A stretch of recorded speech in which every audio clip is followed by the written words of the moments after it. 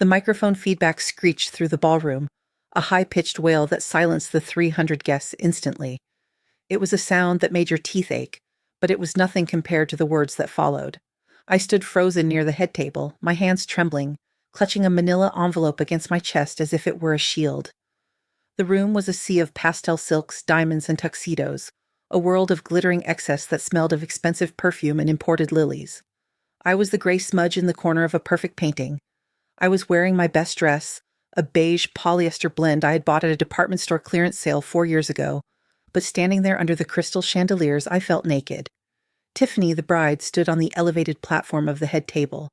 She looked like a porcelain doll, flawless and cold, her white designer gown cascading around her like a waterfall of money, but her face was twisted into a sneer of absolute disgust.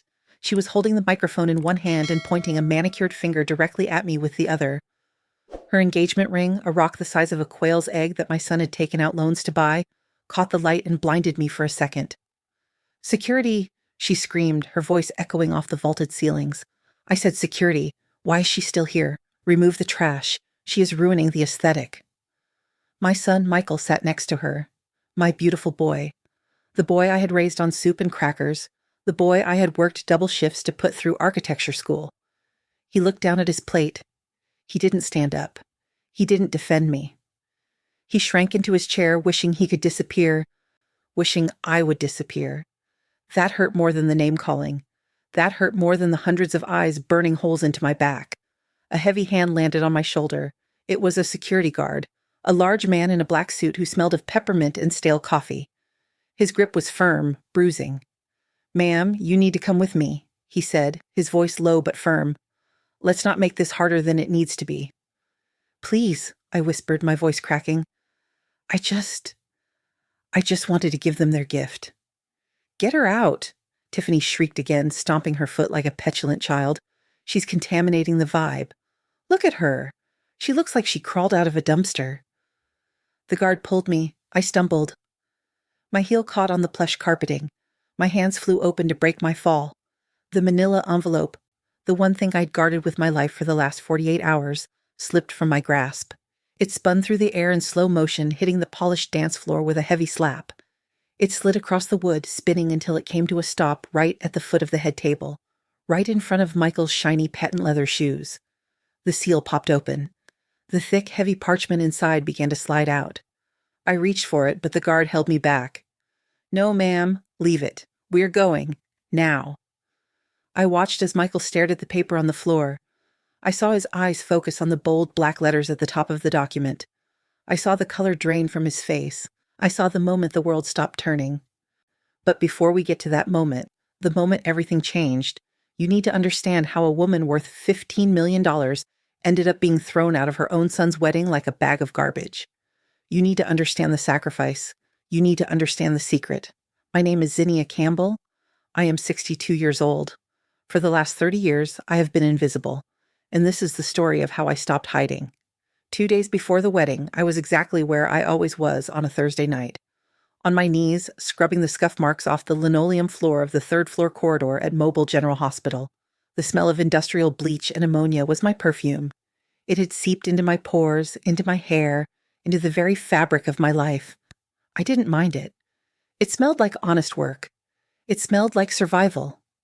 "Zinnia, you missed a spot over by the vending machines." I looked up. It was heavy-set Dave, the night shift supervisor. He was pointing at a faint coffee stain near the soda machine with the tip of his shoe. He didn't call me Mrs. Campbell.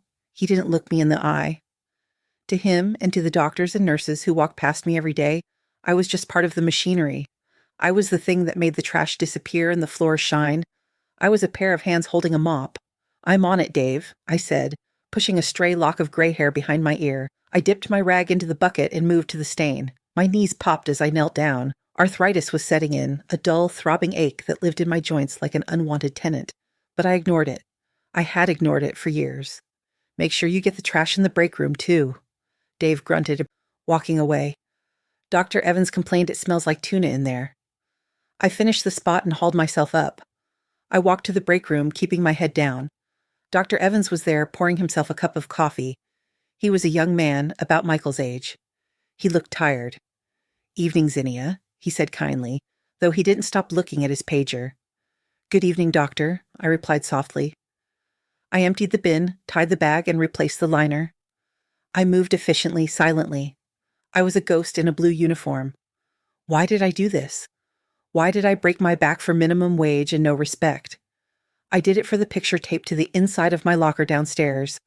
A picture of a smiling boy in a cap and gown, holding a diploma from Georgia Tech. Michael, my pride. My reason. I clocked out at 6 a.m. The sun was just starting to bleed pink across the humid Alabama sky. I walked 3 blocks to the bus stop, my feet swollen in my orthotic shoes. I sat on the metal bench waiting for the number 14 bus that would take me to the trailer park on the edge of town. I lived in a single wide trailer. It was clean, meticulously so, but it was old. The metal siding was peeling and the insulation was thin. In the summers, it was an oven. In the winters, an icebox. My neighbors were good people, struggling people just like me. We shared sugar and watched each other's cats. We lived paycheck to paycheck, counting pennies at the grocery store, praying the car wouldn't break down, praying for a break that never came. Or so they thought. When I got home that morning, I made myself a bowl of tomato soup and sat at my small Formica table. I looked around my humble kingdom, the mismatched chairs, the threadbare rug, the stack of coupons on the counter. No one who looked at me, Zinnia the janitor, Zinnia with the rough hands and the faded clothes, would ever guess the truth. They wouldn't guess that my last name, Campbell, wasn't just a name. It was a legacy. My father was Silas Campbell. In the South, that name used to mean something. It meant timber. It meant land. It meant the Campbell Lumber Company, an empire that stretched across 3 counties. I grew up in a house with 20 rooms, with servants, with horses, with everything a little girl could want. But I also grew up with a father who believed money was a license to control, to hurt, to belittle. He was a cruel man who thought wealth made him a god. He bought people. He sold people out. And he taught me that love was a transaction. When I was 22, I fell in love with a mechanic named Robert. He was poor. He had grease under his fingernails and a heart of gold. My father forbade it. He told me if I married that grease monkey, he would cut me off. He would disown me. I would never see a dime of the Campbell fortune. I looked at my father sitting in his leather chair in his library, surrounded by expensive things and absolute misery, and I made my choice. I chose Robert. I chose love. I walked out of that mansion with nothing but the clothes on my back. I married Robert. We were poor, but we were happy. We had Michael, and for 5 years, life was perfect. Then the accident happened. A drunk driver. Robert was gone in an instant. I was left alone with a 4-year-old boy and no money. I could have gone back. I could have crawled back to my father and begged. But I knew what the cost would be. He would take Michael. He would turn my sweet, gentle boy into a carbon copy of himself. Arrogant, cruel, obsessed with status. He would poison him with money. So I scrubbed toilets. I worked double shifts. I lived in a trailer. I raised Michael to value hard work, to respect people, to understand that character mattered more than a bank account. I protected him from the Campbell curse. But my father died 10 years ago, and he did something strange. Maybe it was guilt, maybe it was a final game, but he left me the one thing he loved most in the world. He didn't leave me the cash. He gave that to charity to spite me. He didn't leave me the stocks. He left me the land, the Magnolia Ridge Estate. 300 acres of pristine Georgia forest and the historic antebellum mansion that sat upon it. It was placed in a blind trust. I couldn't sell it for 10 years. I couldn't touch it. It sat there, dormant, waiting. I never told Michael. I didn't want him to know we were rich on paper. I wanted him to finish school, to become his own man. The 10-year mark had passed last month. The trust was dissolved. The deed was in my name. I was the owner of property worth $15 million. And I was eating tomato soup in a trailer park, worrying about the electric bill. My phone rang, pulling me from my memories. It was the ringtone I had assigned to Michael. My heart did a little jump. I wiped my hands on a napkin and picked it up. Michael, good morning, sweetie. How are the wedding preparations going? There was a pause, a heavy, static-filled silence. Hey, Mom, Michael said. His voice sounded thin, strained. It sounded like he was rubbing his forehead. I could almost see the gesture. Look, we need to talk about the wedding day. I'm all ready, I said cheerfully. I pressed my dress, I got my bus ticket. I'll be in Atlanta by Friday afternoon. I can't wait to help. Does Tiffany need help with the centerpieces? I know how to. No, Michael interrupted. He sounded pained. No, Mom. Tiffany has hired planners for that. You don't need to do anything. Oh, okay. Well, I'm just happy to be there. About that, Michael said. In the background, I heard a female voice. Sharp, impatient. Tell her, Michael, just tell her. It was Tiffany. Mom, Michael sighed. She's very particular about the aesthetic of the wedding. It's going to be in vogue. You know, it's a very high fashion event. I know, honey, that's wonderful. The thing is, the dress you sent us a picture of, the beige one. Yes? It's a good sturdy dress. It's clean. It doesn't fit the color palette, Michael said, rushing the words. And, well, Tiffany thinks it might be better if you didn't sit at the family table. My hand tightened on the phone. What? It's just for the photos, Mom, he pleaded. The head table is for the bridal party and the immediate family who matches the theme. We put you at table 19. It's a good table. It's right near the back. Table 19. I knew what table 19 was. It was the table by the swinging kitchen doors. The table for the distant cousins and the people you had to invite but didn't want to see. I'm the mother of the groom, Michael, I whispered. I know, Mom, I know, and I fought her on it, I swear. But she's so stressed. She's screaming about everything. Please, just do this for me. Just for one day. Please don't make a scene. Don't make a scene. The mantra of the oppressed. I closed my eyes. I pictured my father's face sneering at me. Then I pictured Michael's face when he was 5, handing me a dandelion he had picked from the sidewalk. For you, Mommy. Because you're a queen. My boy was weak. He had fallen in love with a woman who made him feel small, just like my father had made me feel small, but he was still my boy. And I had a gift that would save him. A gift that would give him the freedom to be himself again, to not have to bow down to Tiffany's demands for money and status. Okay, Michael, I said softly.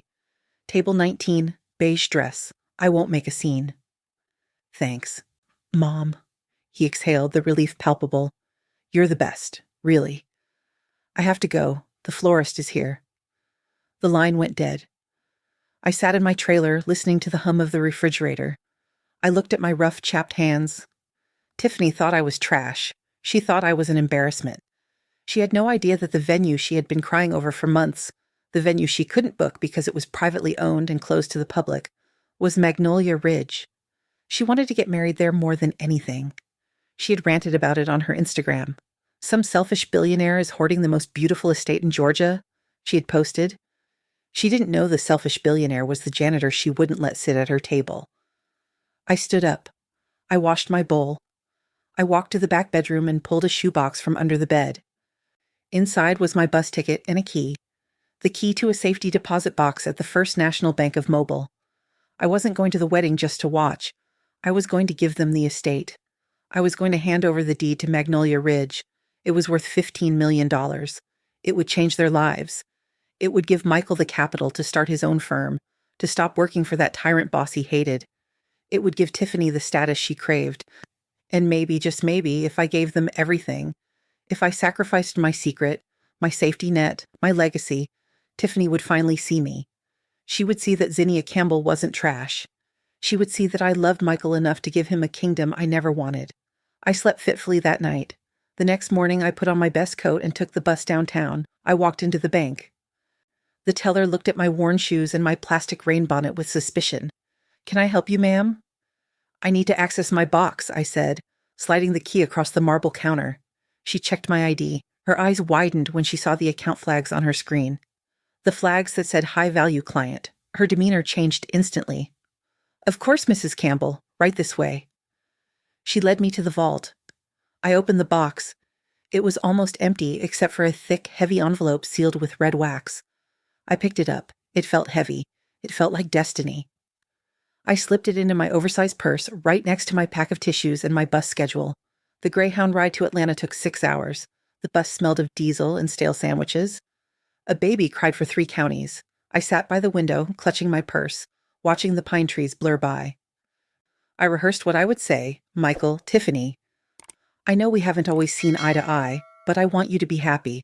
I want you to have the home I grew up in. It's yours.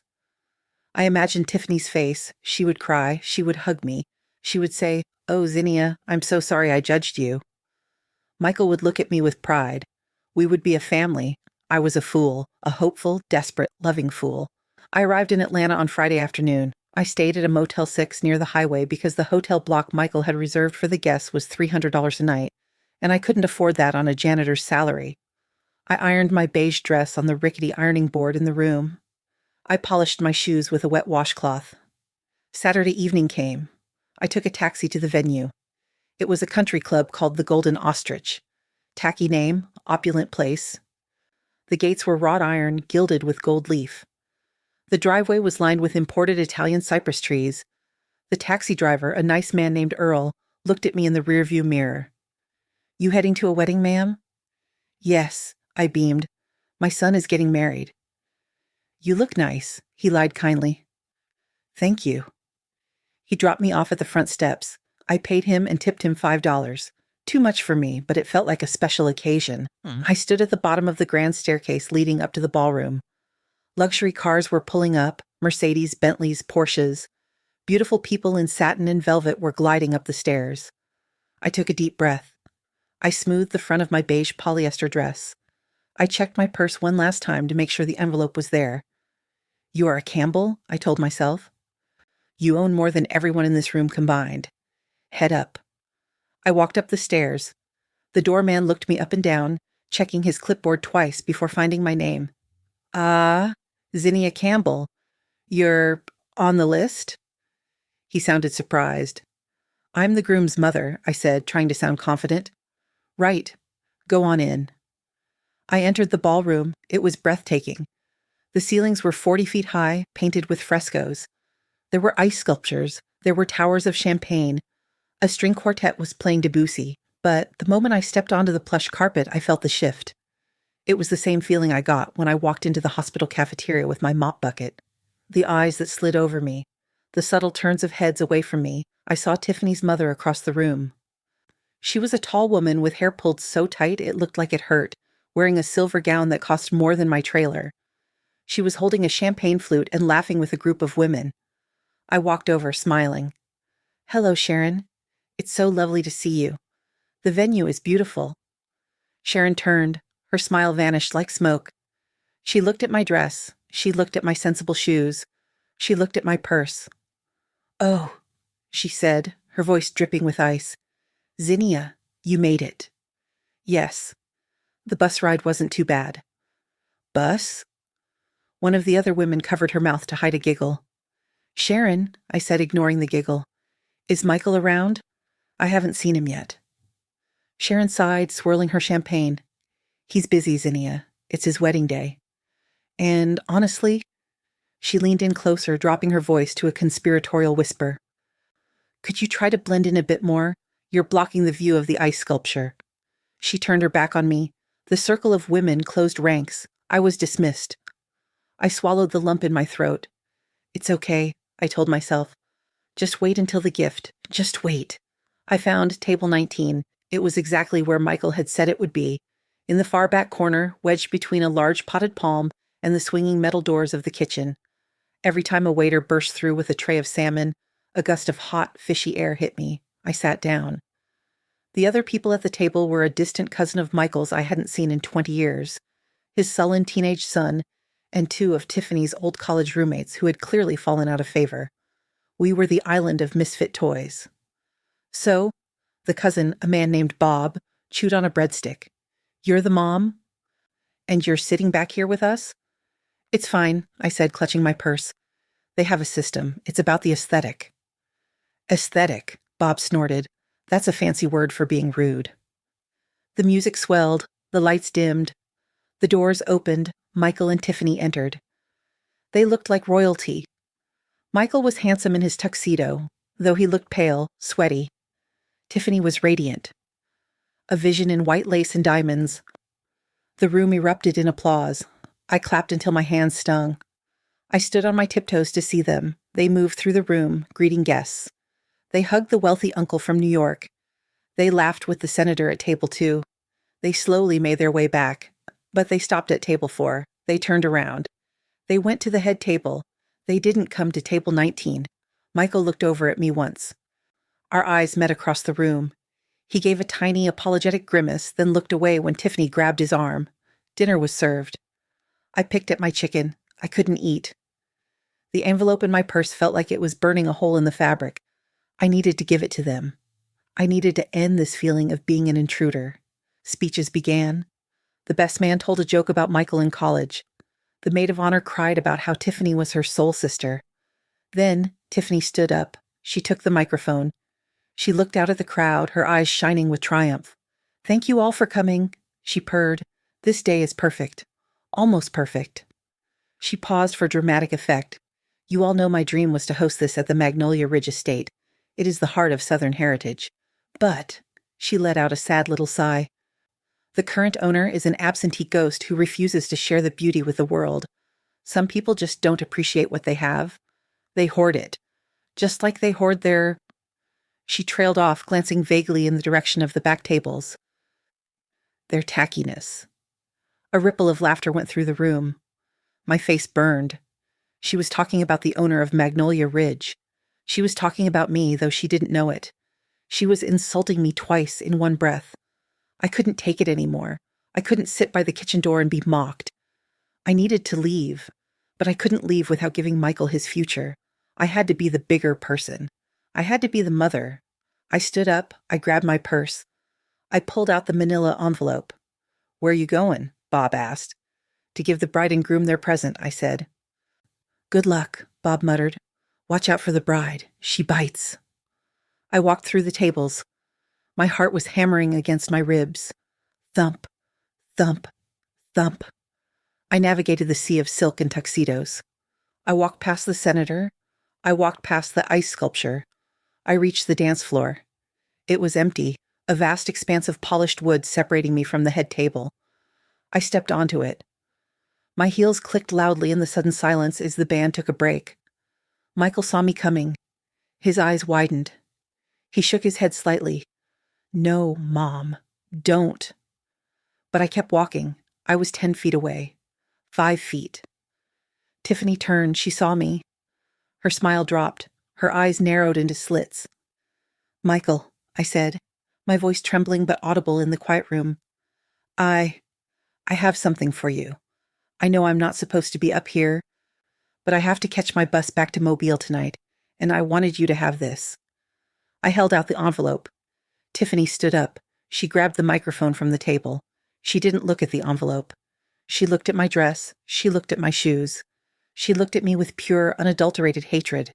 "Security," she yelled. The word cracked through the air like a whip. I said security. Why is she still here?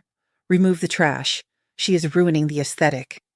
And that brings us back to the moment the guard grabbed me. The moment I fell. The moment the envelope slid across the floor and landed at Michael's feet. The seal had popped open. The heavy parchment had slid halfway out. I watched, helpless, as the guard dragged me backward. "No," I cried. "Michael, look. Just look at it." Michael looked down. He looked annoyed at first, embarrassed by the mess, but then his eyes caught something on the document. Maybe it was the gold foil seal of the state of Georgia. Maybe it was the bold header, "Warranty Deed." Or maybe it was the words typed clearly underneath. Property, Magnolia Ridge Estate. Grantor, Zinnia Campbell. Grantee, Michael Campbell and Tiffany. Claire. He froze. He blinked as if he couldn't believe what he was seeing. He leaned forward in his chair. "Wait," he said. His voice was barely a whisper, but in the silent room, it sounded like a scream. "Wait!" He scrambled out of his chair. He fell to his knees on the dance floor, ignoring his tuxedo pants, ignoring Tiffany's gasp. He reached out and grabbed the paper. He pulled it all the way out of the envelope. He read it. I stopped fighting the guard. The guard stopped pulling me. The whole room held its breath. Michael looked up. His face was a mask of absolute shock. He looked at the paper. He looked at Tiffany. And then, slowly, he turned his head to look at me. "Mom," he choked out, you own Magnolia Ridge?" The silence that followed was heavy. It was the silence of a bomb that had just detonated but hadn't yet exploded. I straightened my beige jacket. I pulled my arm from the guard's loosened grip. I stood tall, channeling every ounce of Campbell blood I had spent 30 years suppressing. "Yes," I said, my voice ringing clear and strong across the ballroom. "I do. Or at least, I did. Until 5 minutes ago." Tiffany snatched the paper from Michael's hand. Her eyes scanned it frantically. I saw the moment the realization hit her. I saw the greed flush her face, replacing the disgust. Her mouth opened. "Oh my God," she whispered, her voice trembling not with shame but with avarice. "Michael, this is the deed. She just gave us the estate." She looked up at me. Her face transformed instantly. The sneer vanished. A bright, terrifyingly fake smile plastered itself onto her face. "Mom!" she cried out, opening her arms as if she hadn't just called security on me. "Zinnia, oh, you made it. I was just joking. Get over here." She took a step toward me. I looked at her. I looked at Michael, who was still kneeling on the floor, holding the rest of the papers. I looked at the security guard, who was now looking very confused. And I smiled. But it wasn't a nice smile. It was the smile of a woman who had just realized she held the keys to the kingdom, and the gate was closed. "Don't touch me," I said. And then I turned my back on them. Have you ever realized that the people you were trying to impress weren't worth the dirt on your shoes? Tell me in the comments. Because what happened next wasn't just a wedding disaster. It was a reckoning. I walked away. It sounds like a simple action, doesn't it? Just putting one foot in front of the other. But when you have spent 30 years making yourself small, 30 years stepping aside so others could pass, 30 years apologizing for taking up space, walking away from people who demand your attention feels like breaking gravity. I heard the chaos erupt behind me. The silence that had gripped the ballroom shattered like glass. There were whispers, gasps, the clinking of silverware as people turned to their neighbors. Did she say she owns it? Is that the janitor? Oh my God. Look at Tiffany's face. I didn't look back. I walked straight toward the double mahogany doors of the exit. My heart was pounding a frantic rhythm against my ribs, but my head was high. I clutched my purse strap with one hand, my other hand smoothing the beige polyester dress that Tiffany had called trash moments ago. "Mom, wait!" And Zinnia. It was Michael's voice. He sounded desperate, breathless. "Zinnia, Mrs. Campbell, please." That was Tiffany. Her voice had changed. The screeching harpy tone was gone, replaced by a sugary, frantic vibrato that grated on my ears even worse than the yelling. I reached the lobby. It was a grand space with marble floors and velvet benches. I headed for the main entrance, intending to ask the doorman to call me a taxi. I didn't care about the cost anymore. I wasn't taking the bus. I heard the rapid click-clack of stilettos on marble, followed by the heavier thud of tuxedo shoes. "Mom, stop, please." Michael grabbed my arm. He didn't grab it hard like the security guard. He grabbed it like a drowning man grabbing a lifeline. I stopped. I didn't pull away this time. I turned slowly to face them. They looked like a portrait of unraveling perfection. Michael was sweating, his bow tie askew, holding the crumpled warranty deed in his hand like it was a holy relic. Tiffany was right beside him, panting slightly, her face a mask of panicked calculation. Her eyes were darting around the lobby, checking to see who was watching. "You can't just leave," Michael said, his chest heaving. "Mom, what? What is this? Is this real?" He held up the paper that proved I was the grantor. The paper that proved I was a Campbell. "It is real," I said calmly. "It is the deed to the Magnolia Ridge Estate. 300 acres, the historic mansion, the timber rights. It has been in the Campbell family for 4 generations." Tiffany let out a strangled little sound. She reached out and touched my arm, the same arm she had recoiled from earlier. Her fingers were cold. "Zinnia," she breathed, her eyes wide and wet with fake tears. Why didn't you tell us? We had no idea. If we had known you were, well, that you were you. If you had known I was rich," I finished for her. No, of course not." She laughed, a nervous tinkling sound. "If we had known you were the owner, it's just, oh my God, this is all a huge misunderstanding. The stress, Zinnia, you know how weddings are? I've been a bridezilla. I admit it. I'm so sorry. She tried to hug me. I took a step back. She hugged the air, looking foolish. You called me trash, Tiffany, I said. You pointed at me in front of 300 people and told security to remove me because I ruined your aesthetic. That wasn't stress. That was character. It was a joke, she cried, looking at Michael for support. Baby, tell her. It was just an inside joke. We were just playing. Michael looked at her. For the first time in years, I saw a flicker of confusion in his eyes. He looked at the woman he had just married, really looked at her, and then he looked at the deed. It didn't sound like a joke, Tiff, he muttered. Oh, don't take her side. Tiffany snapped, her mask slipping for a millisecond before she plastered it back on. Mom, Zinnia, look, we are a family. Families fight. But this, she gestured to the paper. This is incredible. This changes everything. You were going to give this to us? To me? I was, I said. It was my wedding gift. I wanted you to start your life without debt. I wanted Michael to have the freedom to build his own architecture firm instead of working for that tyrant at the city planning office. I wanted you to have your dream venue. Oh, Zinnia, Tiffany sniffled, wiping a dry eye. That is the most generous, beautiful thing anyone has ever done. I am overwhelmed. Thank you. Thank you so much. She reached for the deed in Michael's hand. We need to put this somewhere safe. We should probably announce it. Can you imagine? We can announce it at the cake cutting. The new owners of Magnolia Ridge. She was practically vibrating with greed. She wasn't seeing me. She was seeing the Instagram likes. She was seeing the envy of her friends. She was seeing the dollar signs. Stop, I said. Tiffany's hand froze inches from the paper. The gift came with a condition, I said. Condition? Tiffany's eyes narrowed slightly. What condition? We're married. The paper says grantee, Michael Campbell and Tiffany Clare. That's us. Look at the bottom of the page, Michael, I said softly. Michael lifted the paper. He looked at the bottom. It's not signed, he whispered. What? Tiffany shrieked, snatching the paper from him. She scanned the bottom. The line for the grantor's signature, my signature, was blank. The notary block was empty. It's useless, I said. Without my signature, notarized by a witness, that paper is just a piece of stationery.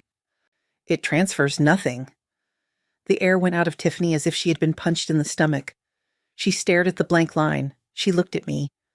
The hatred came back, sharper and hotter than before. You tricked us, she hissed. No, I said. I prepared it. I brought it. I was going to sign it right there at the table. I had a notary waiting in the lobby. My father's old lawyer, Mr. Henderson. He's probably parking his car right now. I was ready to give you the world, Tiffany. All you had to do was treat me like a human being for 5 minutes. Michael stared at me. Mom, you were really going to give us $15 million? But you live in a trailer. You scrub floors. Why? Because I didn't want you to be like my father, I said, my voice trembling, and I didn't want you to be like me. Like you? Michael asked. Let's go somewhere private, I said, looking around the lobby. The doorman was pretending not to listen, but his ears were burning red. If you want the estate, you need to hear the story. You need to earn the signature. Yes, Tiffany said instantly. Yes, of course. Let's go to the bridal suite. It's private. We can talk. We can fix this. She grabbed Michael's arm and pulled him toward the elevators. She looked back at me, gesturing frantically. Come on, Zinnia. Let's go have a glass of champagne. Let's celebrate. I followed them. I wasn't celebrating. I was conducting a test, a final exam for my son. The bridal suite was on the top floor. It was bigger than my entire trailer. There were white sofas, a makeup station with vanity lights, and a table laden with untouched gourmet snacks.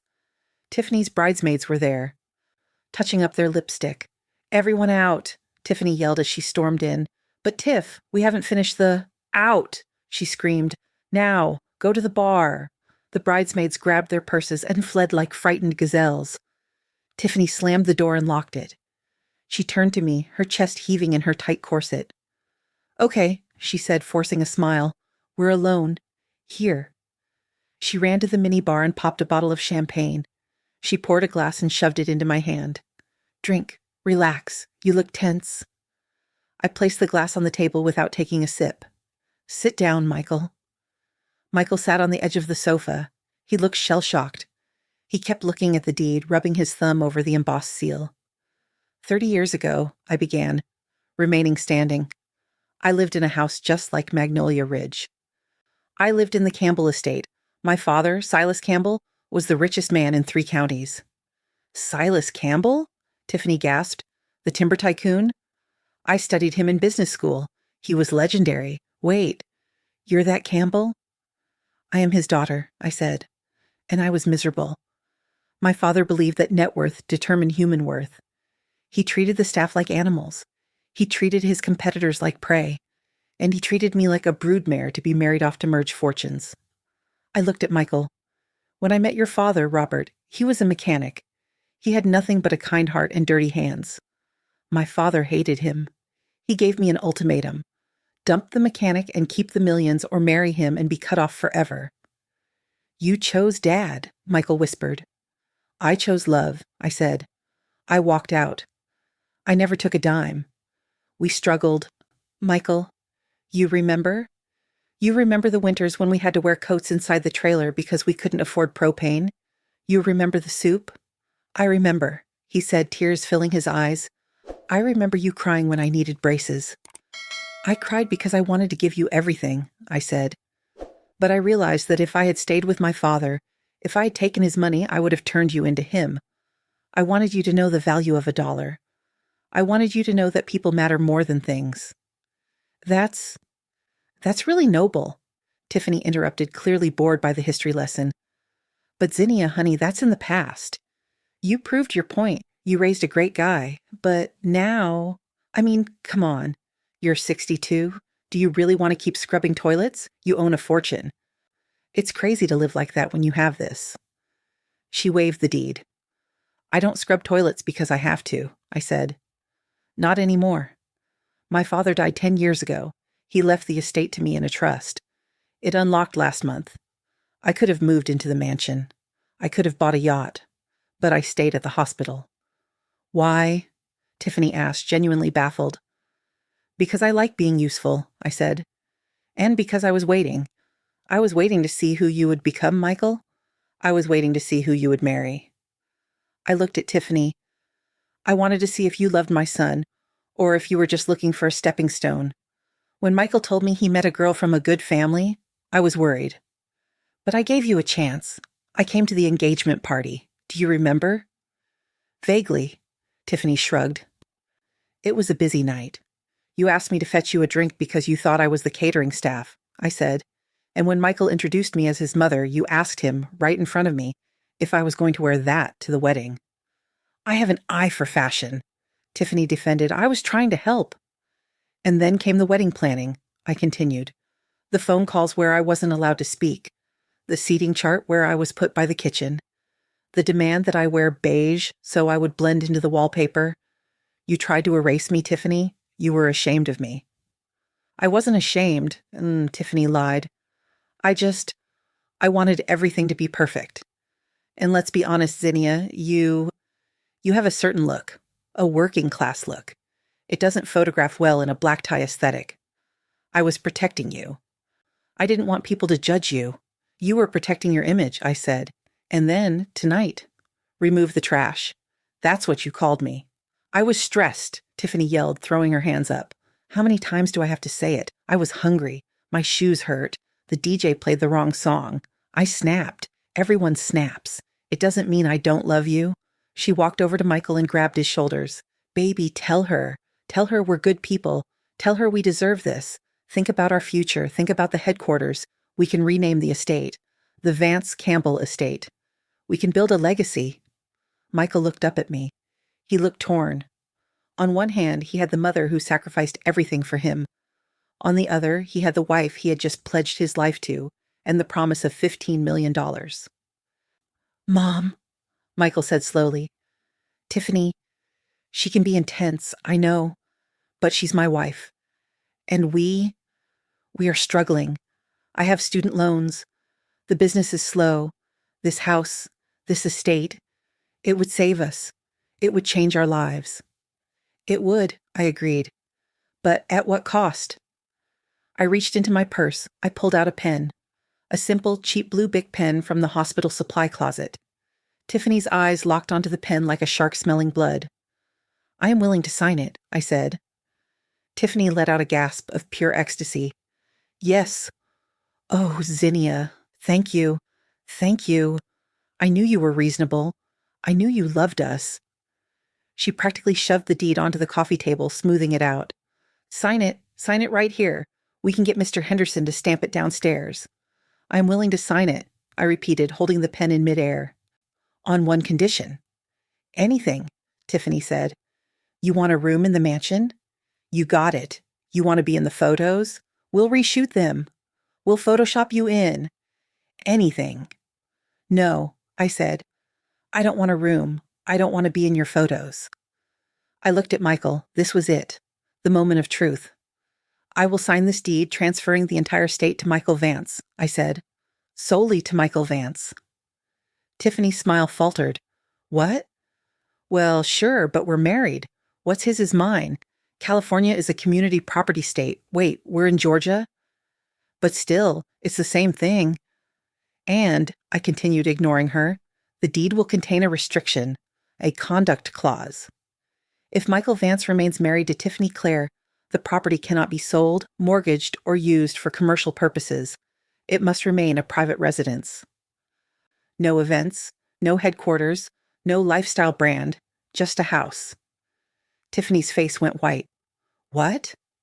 However, I said, if Michael Vance is divorced, the restriction lifts. He can do whatever he wants with it.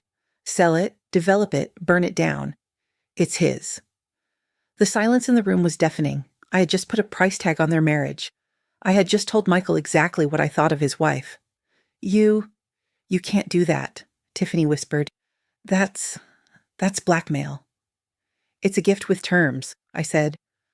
My father used money to control people. I'm using it to reveal them. I looked at Michael. So, Michael, what do you want? Do you want the funding for your dream firm? Do you want the estate, or do you want the woman who called your mother trash? Michael! Tiffany grabbed his face, forcing him to look at her. She is trying to break us up. She is a jealous, bitter old witch. Don't listen to her. Tell her no. Tell her we don't want her dirty money. But she didn't mean it. I saw the panic in her eyes. She wanted the money more than she wanted to breathe. She was calculating. She was wondering if she could stay married for a year, try to break the trust, sue me. Michael stood up. He walked over to the window, looking out at the Atlanta skyline. He looked at his reflection in the glass. He fixed his bow tie. Michael? Tiffany pleaded, baby, say something. Michael turned around. He looked at me. His eyes were clear for the first time in years. You really hid this for 10 years? He asked softly. You lived in that trailer? For me? Yes. And you came here on a bus to give it to us? Even after we put you at table 19? Yes. He nodded slowly. He looked at Tiffany. And you threw her out. You called security. I was stressed, Tiffany screamed. Why does everyone keep bringing that up? Because it showed who you are, Michael said. His voice wasn't angry. It was just sad. Mom is right. You care more about the aesthetic than the people. I care about us, Tiffany cried. I'm trying to build a future for us. No, Michael said. You're trying to build a brand. And I'm just a prop. He looked at the deed on the table. He looked at the pen in my hand. Mom, he said, don't sign it. Tiffany gasped. Michael, are you insane? It's $15 million. Don't sign it, Michael repeated, walking over to me. He took the pen from my hand and set it down. I don't want it. Michael, I whispered, my heart swelling. I don't want the estate if it means playing these games, he said. And I don't want it if it comes from a place of pain. You kept that land to save me from becoming like Grandpa Silas. If I take it now, if I let it dictate my marriage, I'm just doing what he would have done. He turned to Tiffany. And I don't want you. Tiffany froze. Excuse me? I don't want you, Michael said, his voice gaining strength. I watched you treat my mother like garbage tonight. I watched you treat the waiters like servants. I've been making excuses for you for 2 years. She's just particular. She's just ambitious. But you're not ambitious, Tiffany. You're cruel, and I can't be married to a cruel woman. We just got married 2 hours ago, Tiffany shrieked. You can't leave me. We haven't even cut the cake. Then I guess we'll annul it, Michael said. He took off his wedding ring, the platinum band Tiffany had picked out because it looked expensive. He placed it on the table next to the deed. I'm done. You're making a mistake, Tiffany screamed, her face twisting into an ugly mask of rage. You're a loser, Michael. You're a broke architect with a janitor mother. You need me. You need my brand. I need my self-respect, Michael said. He walked over to me and offered his arm. Mom, are you ready to go? I think we can still catch the late bus. Or maybe I'll drive you home. I'd like that, I said, taking his arm. We walked toward the door. Tiffany was screaming behind us, throwing champagne glasses, cursing the day she met us. You're trash, she screamed. Both of you. Trash. You'll regret this. I'll ruin you on social media. I'll destroy you. Michael paused at the door. He looked back at his bride, who was currently destroying the bridal suite in a tantrum that would have made a toddler blush. You know, Michael said calmly, Mom was right about one thing. Security really should remove the trash. He opened the door, and we walked out. We walked through the lobby. Mr. Henderson was sitting on a bench reading a newspaper. He looked up as we approached. He saw Michael's ringless finger. He saw the piece on my face. Ready for that notary stamp? Henderson asked, standing up. Not today, Mr. Henderson, I said. We have a ride. Very well. Henderson smiled, tipping his hat. I'll keep the file open, just in case. We walked out into the cool Atlanta night. The valet looked at us, a groom without a bride, a mother in a beige dress. Can I get your car, sir? No, Michael said. My truck is in the back lot, the 05 Ford. We walked to his truck. It was old, dented, and smelled like sawdust. It was the best vehicle I had ever seen. Michael opened the door for me. I climbed in. He got in the driver's side and started the engine. He looked at me. So, he said, you really own a mansion? I do. And you really scrub floors? I do. He laughed. A real, genuine laugh that shook his shoulders. You are the craziest, toughest woman I know.